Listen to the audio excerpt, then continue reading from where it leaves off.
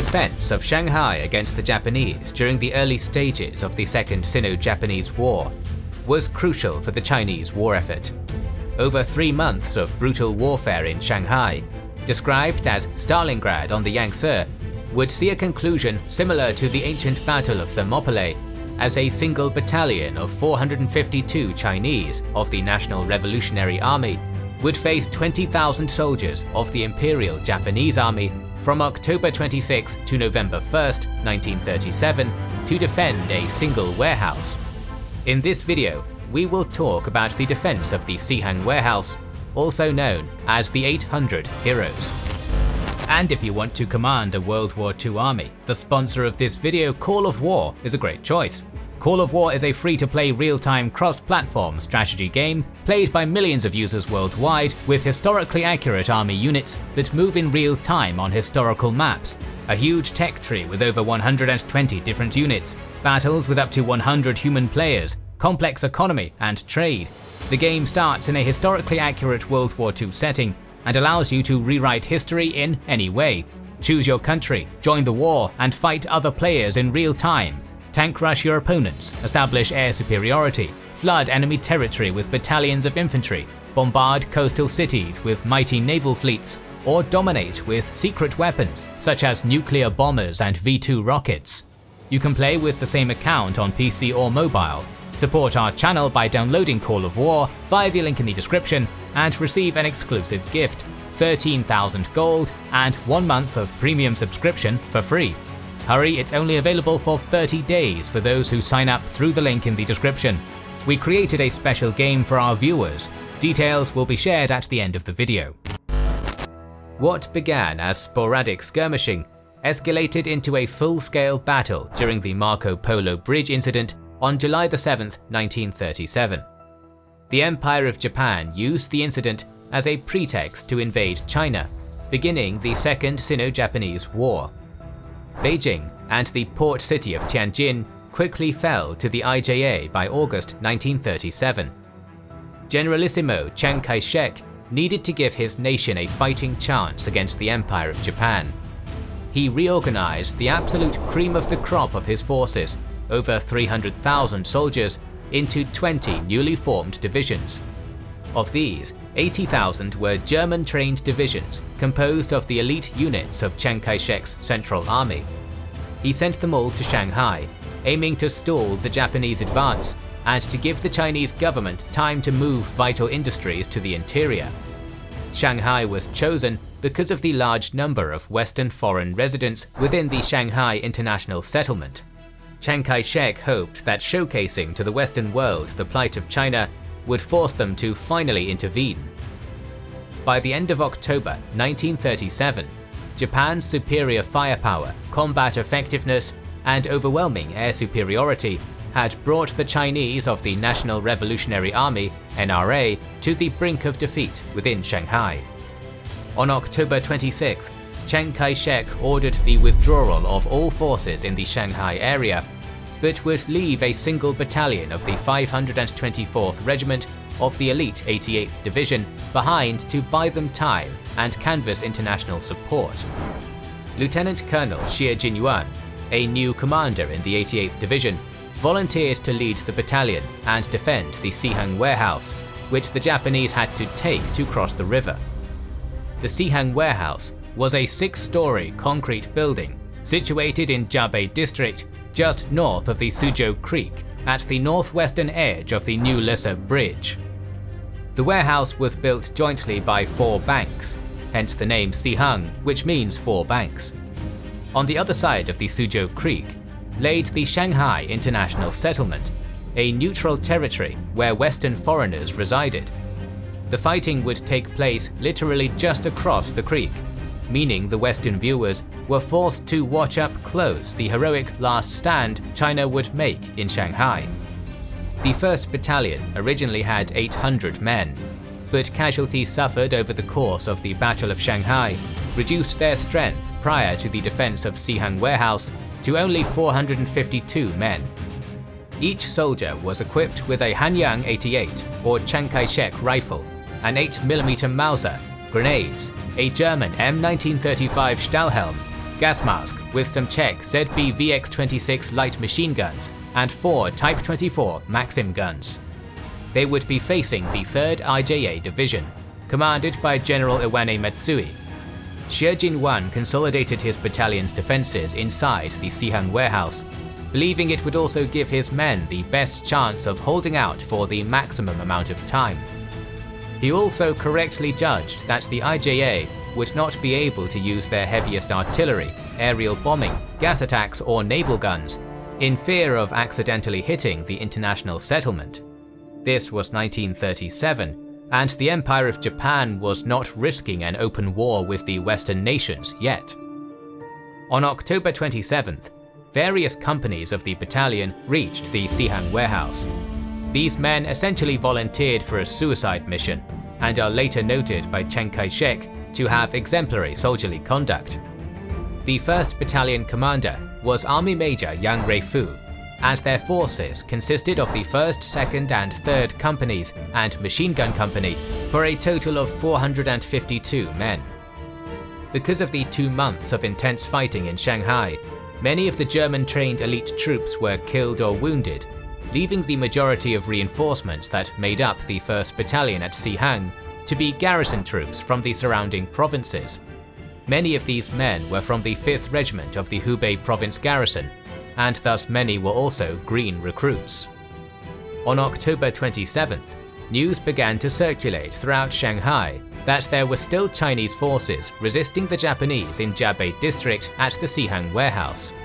At 4 AM, a girl guide named Yang Hui-min learned of the battle plans from a British soldier in the international settlement and convinced the Shanghai Chamber of Commerce to deliver ammunition and supplies to the soldiers in the warehouse. They also procured a Republic of China flag for her to deliver to the soldiers. Xie deployed the 1st Company, led by Captain Tao Xingchun, on the right side of the warehouse along the Tibet Road. The 3rd Company, led by Shi Meihao, on the left, across from the Bank of Communications building, and the 2nd Company, led by Deng Ying, on the other sides. 2 heavy Type 24 Maxim machine guns were installed on the Sihang rooftop, with other machine guns spread out among the companies. A forward platoon from each company was sent out to provide an early warning of an enemy attack. Xie ordered his combat engineers to place remote detonated charges in front of the warehouse. His units were dispersed with rifles and machine guns throughout the warehouse and rooftop. They reinforced the building with bags of sand, corn and beans, and razed surrounding buildings to clear a killing field. At 7 AM, the IJA 3rd Division reached Shanghai North Railway Station, and by 1 PM was in the general vicinity of the warehouse. The first bloodshed occurred when 10 IJA soldiers were killed trying to secure fortifications around Sihang Warehouse that were rigged with explosives by the NRA. At 2 PM, an NRA platoon, led by Yin Chiu-chung, exchanged fire with around 50 IJA. By 3 PM, an IJA company launched an attack on the warehouse from the west. 3rd Company Commander Shi Meihao was shot in the face, but continued to command the defense until he was shot again in the leg. Around 70 IJA took cover in a blind spot, just southwest of the warehouse.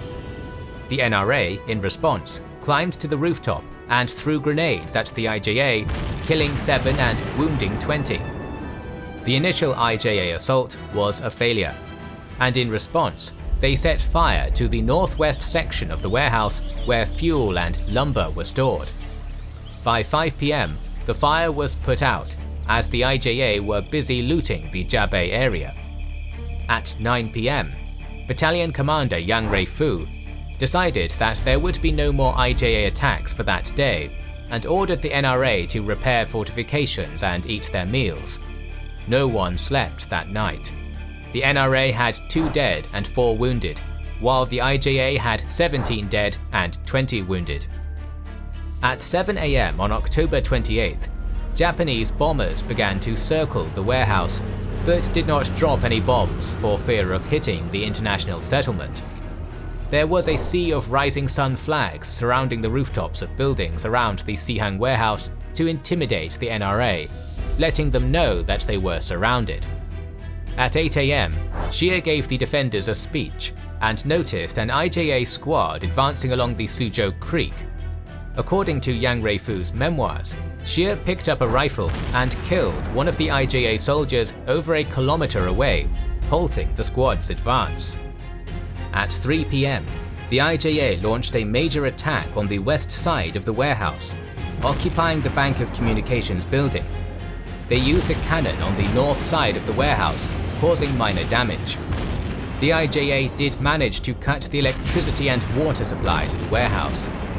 After 2 hours of exchanging fire, the IJA gave up the assault at 5 PM, as the NRA had the high ground of the warehouse rooftop, giving them a distinct advantage. During the night, crowds emerged cheering on the defenders on the south bank of the Suzhou Creek. 10 truckloads of donated supplies from the Chamber of Commerce were brought in, taking 4 hours to unload. 3 NRA soldiers were killed by Japanese sharpshooters during the process. Yang Hui-min courageously ran to the warehouse to personally deliver the Republic of China flag to Xie. She asked for a list of the soldiers' names to announce to the entire country, and Xie, aware that doing so would inform the IJA of their real strength, decided to write down 800 names from the original roster of the 524th Regiment. Thus, the 800 Heroes legend was born. Before returning to the international settlement, Yang Hui-min asked what their plan was, and Xie stated, "Defend to the death." Xie also arranged with British officers in the international settlement to transport 10 heavily wounded NRA soldiers from the battle under cover of darkness. On the morning of October 29th, the Republic of China flag was hoisted on a 13-foot pole on top of the Sihang Warehouse. The NRA used a makeshift pole with 2 bamboo culms tied together and held a flag-raising ceremony, stirring a crowd of 30,000 citizens gathered in the international settlement to shout, "Long live the Republic of China." Japanese aircraft attempted to destroy the flag with strafing fire, but failed to do so and had to flee because of the NRA firing at them from the rooftop. At noon, the IJA mounted a large offensive on the warehouse from all directions using tankettes and cannons. The 3rd NRA Company was pushed out of their defensive lines to the base of the warehouse, then again into the warehouse itself. The IJA cannon fire had chipped away at the warehouse's structure, creating new firing ports on the windowless west wall, and the IJA attempted to scale the walls to the second floors using ladders. Xie was positioned near a window when 2 IJA soldiers managed to climb into the second floor beside him. He choked the first to death and shot the other while kicking over the ladder they used. Still, the situation was looking dire as a platoon of IJA began placing explosives to breach the west wall. 21-year-old NRA private Chen Shusheng, armed with a grenade vest, jumped from a second-story window onto the IJA platoon planting the explosives, and his suicide attack killed himself and 20 Japanese below. The fighting lasted until it got dark, with waves of IJA storming the warehouse using armored vehicles. The IJA eventually had to give up the assault, and instead began to dig a tunnel to the warehouse using an excavator. In response, posters emerged in the international settlement showcasing the movements of the IJA to the NRA. At 7 AM on October 30th, the IJA recommenced attacks, this time with heavy artillery, approximately shooting 1 shell per second for the entire duration of the day. The NRA responded by refortifying the warehouse with more sandbags. When night approached, the IJA used floodlights to illuminate the warehouse for artillery fire to continue. Yet for all their firepower, the defenders still managed to destroy some of the IJA armored vehicles. The international settlement pressured the IJA to stop the artillery fire as it was dangerously close to them. However, they also told the IJA that they would try to convince the NRA to cease the defense, and sent Chiang Kai-shek a petition to stop the fighting for humanitarian concerns. By this point, the defense of the Sihang Warehouse had met all its objectives. NRA forces in Shanghai had successfully been redeployed in more favorable positions in the west. The defense of the warehouse had also gained the attention of the Western nations. Chiang Kai-shek ordered a retreat of the battered regiment, and British General Telfer Smollett helped arrange it. The 524th Regiment would retreat to the international settlement by crossing the New Lhasa Bridge and then rejoin the 88th Division fighting in West Shanghai. The 3rd IJA Division commander, Matsui Iwane, agreed and promised to let the NRA retreat, but later would go back on this promise. At midnight on November 1st, Xia led the retreat of 376 men out of the warehouse and over the New Lhasa Bridge into the international settlement. The NRA had 27 wounded by this point, and those who could not make the retreat volunteered to stay behind and man the machine guns on the rooftop to cover the retreat. 10 NRA were wounded by IJA sharpshooter fire during the crossing. At 2 AM on November the 1st, the retreat was complete, ending the defense of the Sihang Warehouse. The NRA had 10 deaths and 37 wounded, and the IJA had an estimated 200 killed with several hundred wounded. After the defeat, the British troops seized their weapons and placed the NRA soldiers under arrest, as the IJA threatened to invade the international settlement if they were allowed to leave the area. Chiang Kai-shek promoted every defender by a rank, and awarded Xie Jinwan and Yang Rui-fu the Order of the Blue Sky and White Sun. The media capitalized on the defense of the Sihang Warehouse and lauded the 800 heroes as national heroes, even creating the patriotic song "China Will Not Perish" about them. However, the Western support only came in the form of verbal condemnation of Japan. Only Germany and the Soviet Union provided substantial aid to China prior to the outbreak of World War II in Europe. The fate of the 800 heroes is quite tragic. They became known as the Lost Battalion Barracks, trapped for 3 years within the international settlement. Wang Jinwei's collaborationist government made numerous offers to Xie Jinyuan to release his men, but he refused them. On April 24, 1941, Xie Jinyuan was assassinated at 5 AM by Sergeant He Ding-chung, who was working for Wang Jingwei. Xie Jinyuan's funeral was attended by over 100,000 people, and he was posthumously made Brigadier General of the NRA. After the Pearl Harbor attack and the declaration of war on the Allies, the Japanese forces occupied the international settlement and captured the soldiers still stuck there. Most were shipped to Hangzhou and Shaolingweir to do hard labor. 36 soldiers were sent to Papua New Guinea to do hard labor, and by the end of the war, they overpowered their Japanese captors and imprisoned them. Today, the warehouse still stands in Shanghai as the Sihang Warehouse Memorial Museum, which opened in 2015. There you can see the remains of the building, accompanied by details of the battle, photographs, maps, recollections, and wax models of the defenders. The battle was also made into a film in 2020, titled The 800, which became the second highest grossing film of 2020. Once again, thanks to Call of War for sponsoring this video. In this free online strategy game, you get to fight up to 100 other players in real time and rewrite the history of World War II. To support our channel, download Call of War via the link below and get 13,000 gold and 1 month of premium subscription for free, only available for 30 days. We've set up a special game of Call of War for the first viewers who click the link in the description. Go to the website or app, search for Kings and Generals, and enter the password Kings and Generals to access the game. More videos on modern warfare are on the way, so make sure you are subscribed and have pressed the bell button to see the next video in the series. Please consider liking, commenting, and sharing, it helps immensely. Our videos would be impossible without our kind patrons and YouTube channel members, whose ranks you can join via the links in the description to know our schedule, get early access to our videos, access our Discord, and much more. This is the Kings and Generals channel, and we will catch you on the next one.